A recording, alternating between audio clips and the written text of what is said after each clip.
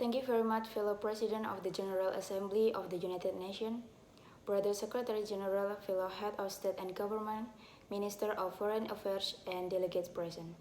In the room, first of all, allow me to hail your election as President of this Assembly as well as I would like to congratulate the Secretary General on being re-elected for a second World War. It was designed as a forum to debate, to reflect, and to seek effective solutions to the various crises that our planet is confronting. The United Nations organization was designed based on the principle of legal equality of state and to which can be added political equality. It was created to avoid having our planet once again experience armed clashes among states that endanger world peace that we all aspire to know these goals have not been fully met because the ambition to control access to natural resources and to dominate entire nations have continued to lead to direct armed invasion, criminal blockades, and indirect intervention in the military, political, economic, and even the media space. The COVID-19 pandemic has demonstrated how fragile our societies and states are. It has created unprecedented negative impact in such areas as healthcare, the economic education, among other areas. It has put at risk the achievement of the goals of the 2030 agenda within the established timetable.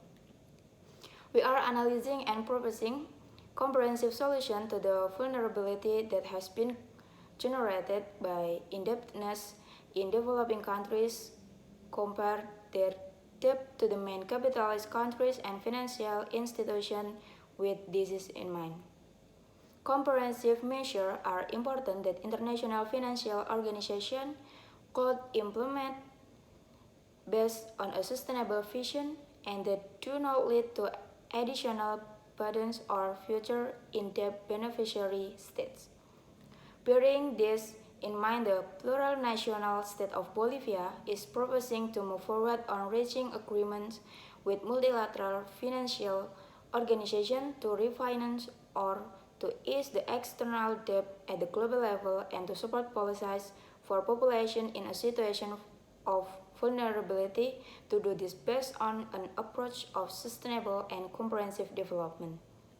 Fellow President, our planet, our common home, our Mother Earth, this is suffering the terrible consequence of consumerism and excessive depredation of natural resources, and once again, we believe that the capitalist system is one of the main causes of the climate crisis. Nor should the right to live, for their right to health should be used as a political mechanism to put pressure at the expense of the life of millions of people that depend on this, especially in the time of pandemic. We reject an unilateral measure aimed at preventing our countries from exercising their right to determine freely their political, economic, and social system. A clear demonstration of the application of unilateral measure is the inhuman and criminal commercial and financial blockade against Cuba which put the risk.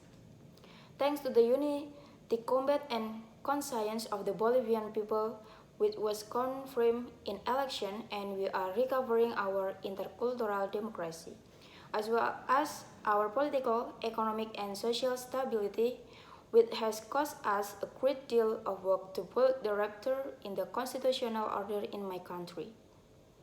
The last report presented by an international group of independent experts identified that in the plurinational state of Bolivia, serious violations of human rights were committed, massacre, and summary execution.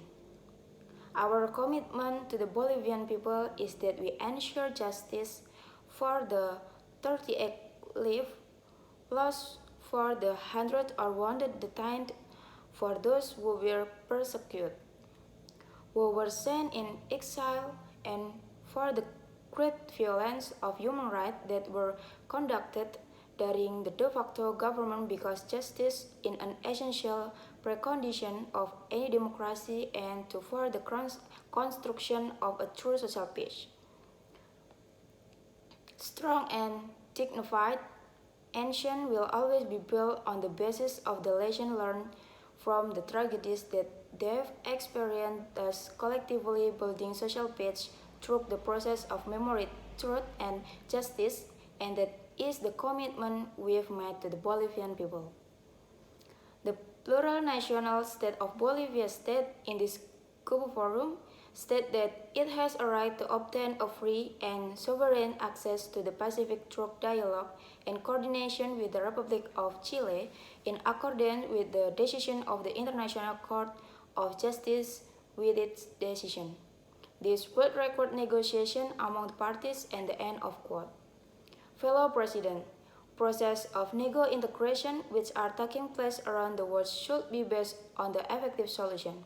Resolution of the major topic that remain unresolved in Latin America, such as the topic of the sovereignty of the Malvinas Island and the fact that Bolivia does not have access to the sea, is an unresolved problem, which should be solved on the basis of diplomacy and understanding in this new era.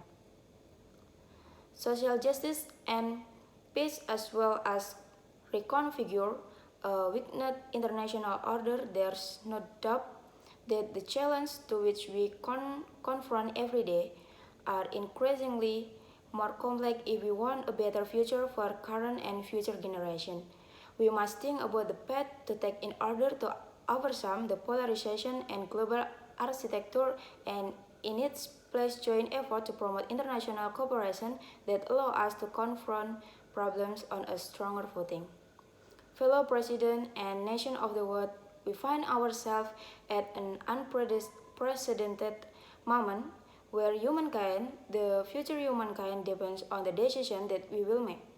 It is our duty to build a more just and our democratic world based on more solidarity.